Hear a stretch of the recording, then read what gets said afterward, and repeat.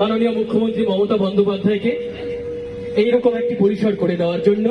আর দাদার গানের কথার সূত্র ধরেই বলি, বাংলা আমার তৃষ্ণার জল, তৃপ্ত শেষ চুমুক, আমি একবার দেখি বারবার দেখি, দেখি বাংলার মুখ। আর এই বাংলার মুখ, বাংলার মধ্যে আমাদের সব শিল্পীকে এক সূত্রে যিনি বেঁধে দিয়েছেন, তিনি মাননীয় মুখ্যমন্ত্রী মমতা বন্দ্যোপাধ্যায়। পরবর্তী শিল্পী পারমিতা চ্যাটার্জিকে মঞ্চে আসবার জন্য অনুরোধ জানাচ্ছি। তার পরবর্তী শিল্পী কাজল সাহা বিশ্বাসকে প্রস্তুত থাকবার জন্য অনুরোধ করছি।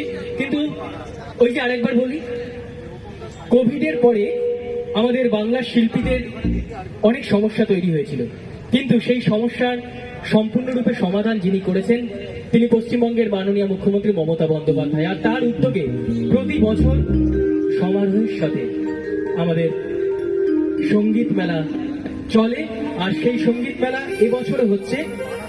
সঙ্গীত মেলার মঞ্চগুলো একটু বলে দিই: রবীন্দ্র সদন, শিশির মঞ্চ, আনন্দপুর যুব সংঘের খেলার মাঠ, অর্থাৎ এইখানে যেখানে আমরা অনুষ্ঠান করছি, ফণিভূষণ বিদ্যা বিনোদ যাত্রা মঞ্চ, একতারা মুক্ত মঞ্চ, হেদুয়া পার্ক, মধুসূদন মুক্ত মঞ্চ, 4 নম্বর নেতাজি নগর কলোনি খেলার মাঠ, দেশপ্রিয় পার্ক এবং রাজ্য সঙ্গীত একাডেমি মুক্ত মঞ্চ।